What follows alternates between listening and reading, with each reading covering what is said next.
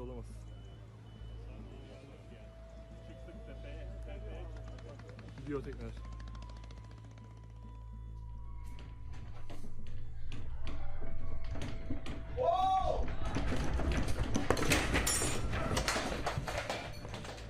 अस्सलामुअलैकुम, मैं हूं जमाल जामी और आप देख रहे हैं अल्फाज जामी।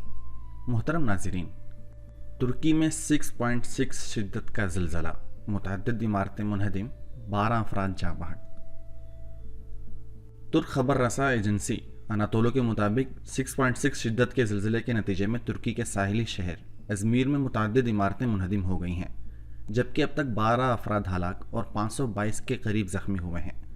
मीडिया रिपोर्ट्स के मुताबिक ज़िलज़ले से सबसे ज़्यादा तुर्क शहर इज़मीर मुतासिर हुआ, जिसकी शिद्दत अमरीकी रेक्टर स्केल के मुताबिक 6.6 रिकॉर्ड की गई। ज़िलज़ले के झटके यूनान, बल्गारिया और मिस्र तक महसूस किए गए।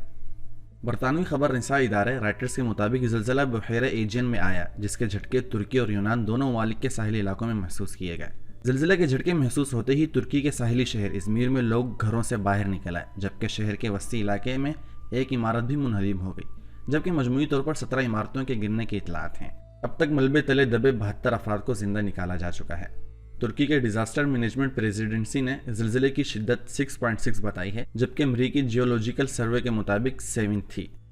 मकामी मीडिया के मुताबिक ज़िलज़ले का मरकज़ इज़मीर सूबे से समंदर की तरफ 17 किलोमीटर दूर था और इसकी गहराई 16 किलोमीटर थी, जबकि अमरीकी जियोलॉजिकल सर्वे ने ज़िलज़ले की गहराई 10 किलोमीटर बताई है और मरकज़ तुर्की के साहिल से समंदर की जानिब 33.5 किलोमीटर बताया है।